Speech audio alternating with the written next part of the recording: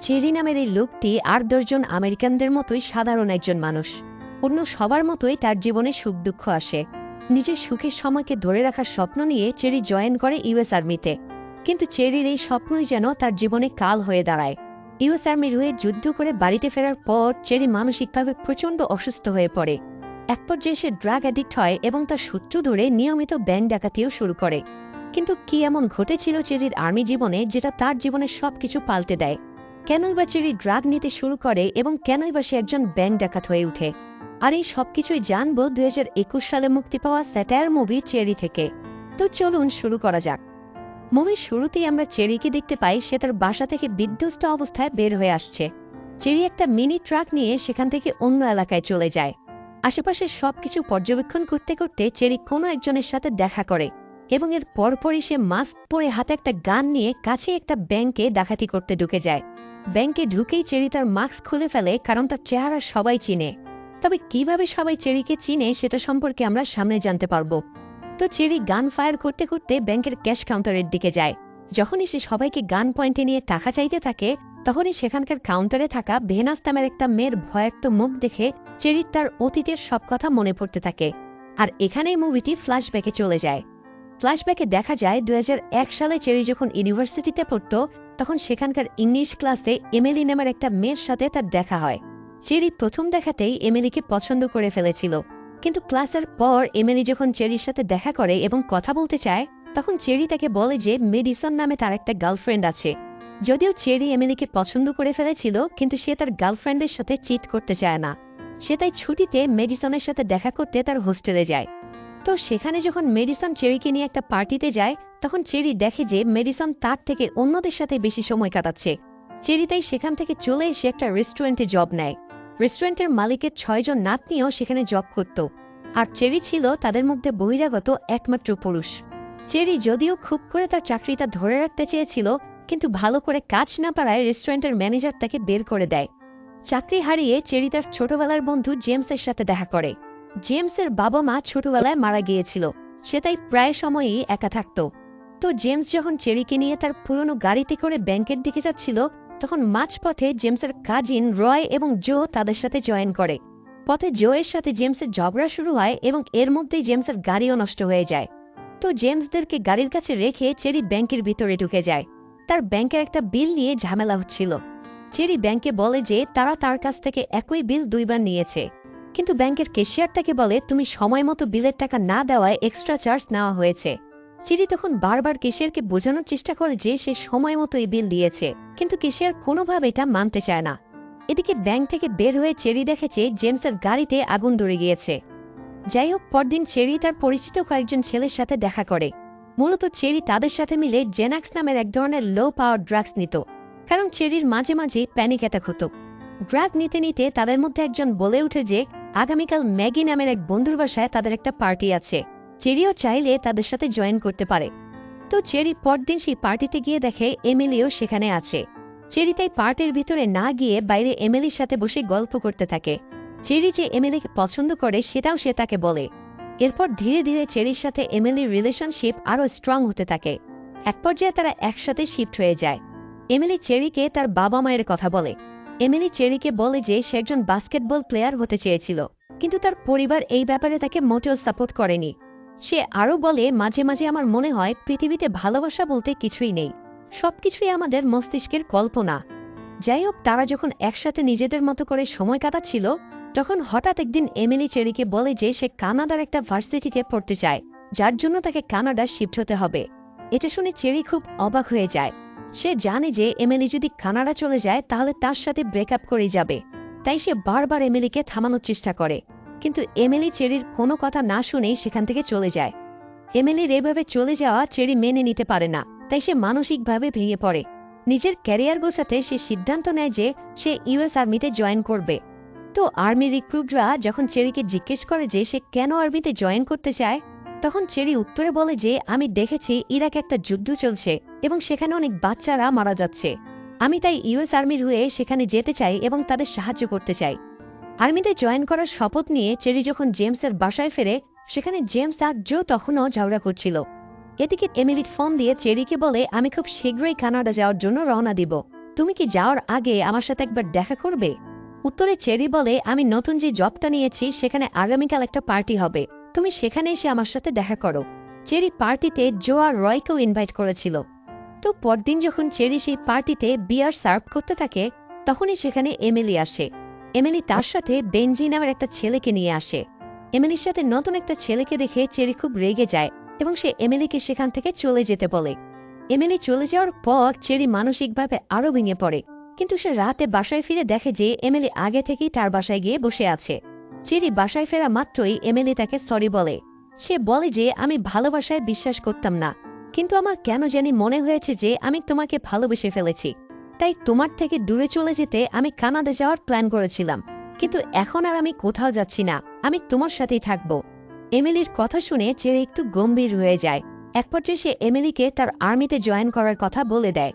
এটা শুনে এমিলি খুব রেগে যায়। চেরি তখন বলে, তুমি আমাকে ছেড়ে যাওয়ায় আমি বেশ ভেঙে পড়েছিলাম, তাই শোক কাটাতে আমি আর্মিতে জয়েন করেছি। আমি যখন আর্মির হয়ে মিশনে যাব তখন তুমিও কানাডা চলে যেও। এমিলি তখন এই কথার কোনো উত্তর না দিয়ে বরং বলে, চলো আমরা বিয়ে করে ফেলি। এটা শুনে চেরিও এমিলির কথায় রাজি হয় এবং পরদিন তারা কোর্ট হাউসে গিয়ে বিয়ে করে ফেলে। বিয়ের পরপরই চেরি আর্মির বেসিক ট্রেনিং এর জন্য ক্যাম্পে চলে যায়। সেখানে তাদের বিভিন্ন রকম ট্রেনিং দেওয়া হয়। ট্রেনিং শেষে মেডিকেল টেস্টের সময় চেরি জানতে পারে যে সে কালার ব্লাইন্ড, তাই সে এখন চাইলেও আর্মির মেডিকেল টিমে জয়েন করতে পারবে না। ক্যাম্পে ট্রেনিং এর সময় চেরির সাথে জেমিনিস নামের একটা ছেলের বন্ধুত্ব হয়ে যায়। জেমিনিসও মেডিকেল টিমেই জয়েন করতে চেয়েছিল, কিন্তু কোনো কারণে সেও বাতিল হয়ে গিয়েছে। জেমিনিস আর্মিতে জয়েন করেছে কারণ তার গার্লফ্রেন্ড প্রেগনেন্ট ছিল এবং সে তাকে প্রমিস করে এসেছিল যে আর্মিতে জয়েন করে সে তাদের দুজনের জন্য ভালো কিছু একটা ব্যবস্থা করবে।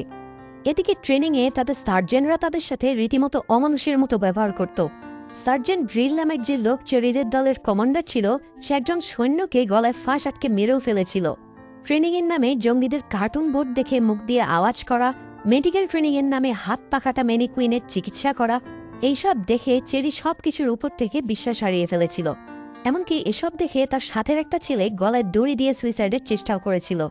যাই হোক, আর্মিদের কাছে মাঝে মধ্যে বিভিন্ন কোম্পানির প্রচারের মিশন আসত, তখন সারাদিন ভরে তাদের সেই কোম্পানির স্লোগান গাইতে হতো। এর মধ্যে মাঝে মাঝে এমিলি চেরিকে ফোন দিয়ে তার খোঁজ খবরও নিত। তো ট্রেনিং শেষে তারা যখন ইরাকে পৌঁছায় তখন সেখানকার অবস্থা খুবই ভয়াবহ ছিল। জায়গায় জায়গায় বিস্ফোরণ হচ্ছে, গোলাগুলি হচ্ছে।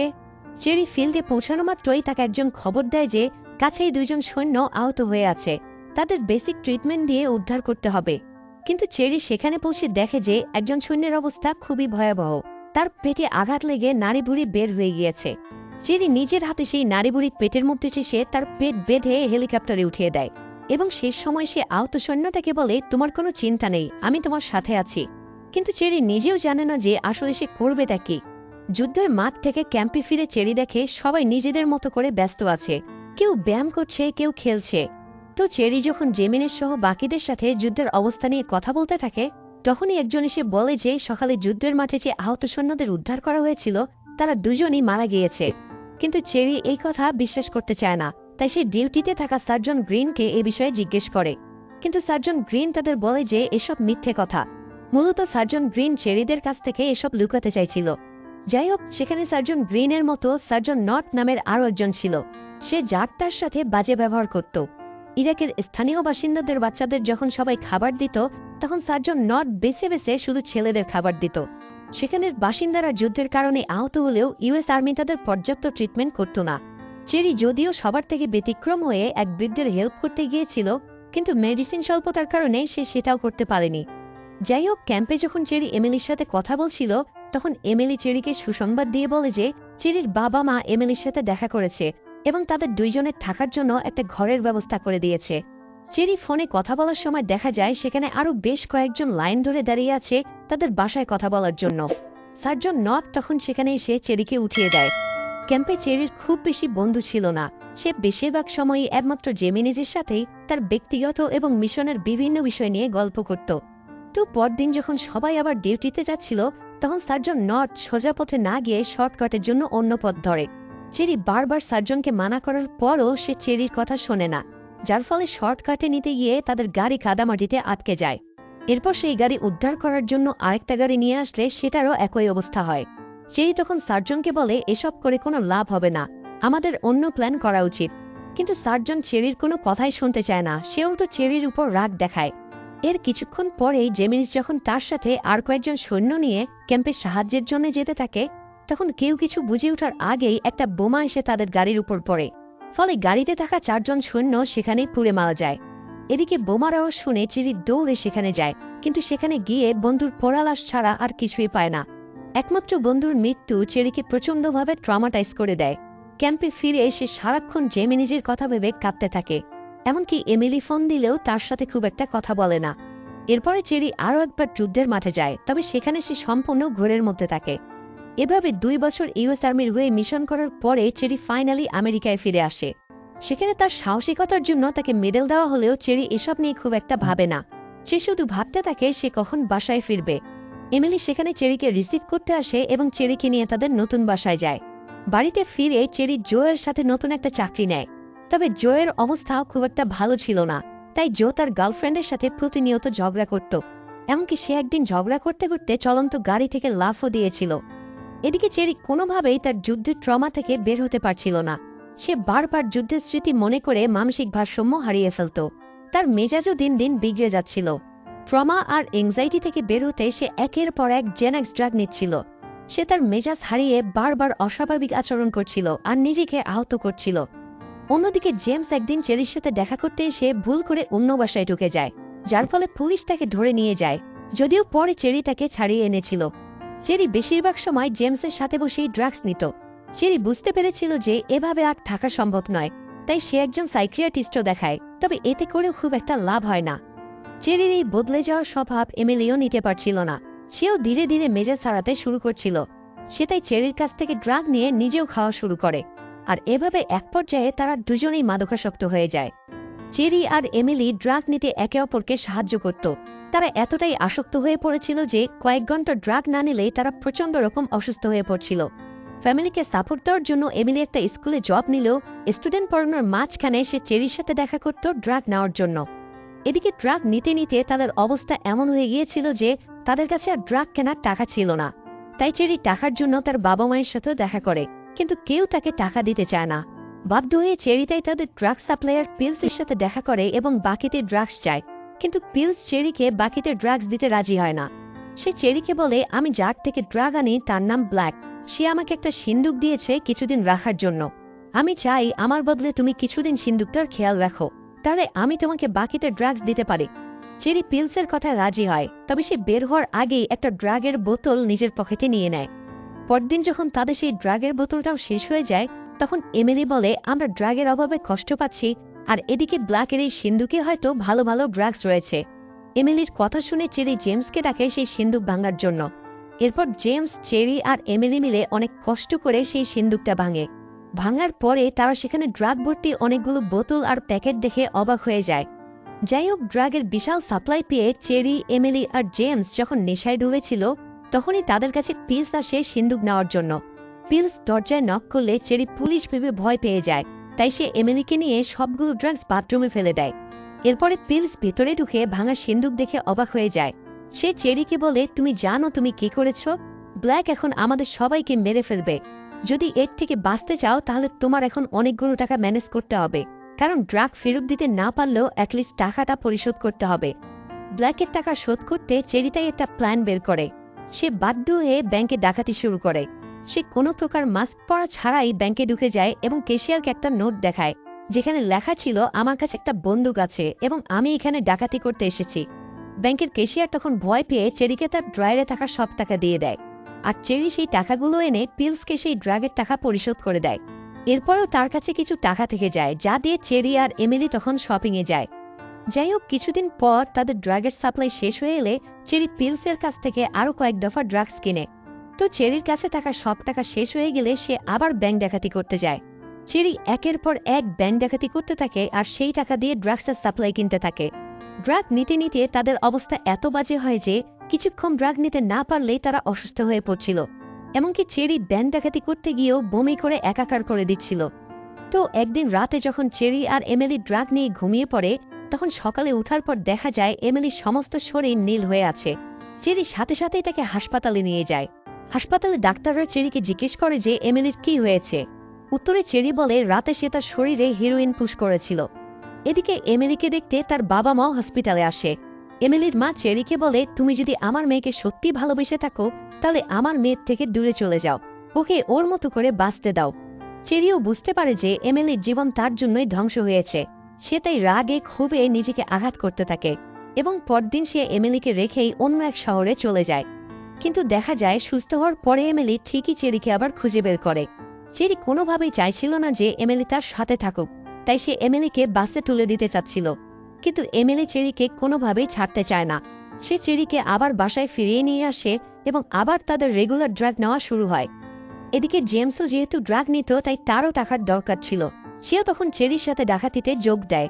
চেরি জেমসকে বলে, আমি পুরো ডাকাতি পরিচালনা করব, তুমি শুধু আমার সাথে থাকবে, তাহলে আমি তোমাকে ডাকাতির 10% দিব।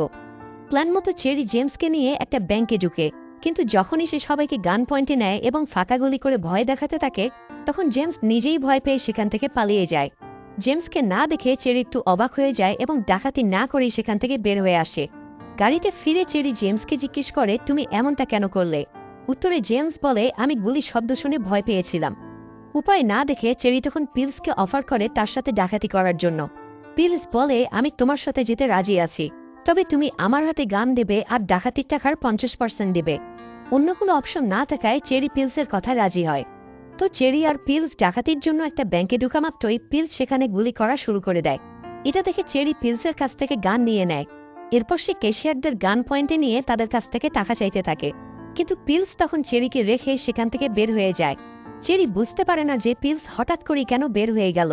সে তখন তাড়াহুড়ো করে টাকা নিয়ে সেখান থেকে পালাতে থাকে, কারণ টাকা দেওয়ার আগেই ক্যাশ কাউন্টারের লোকেরা পুলিশকে খবর দিয়ে ফেলেছে।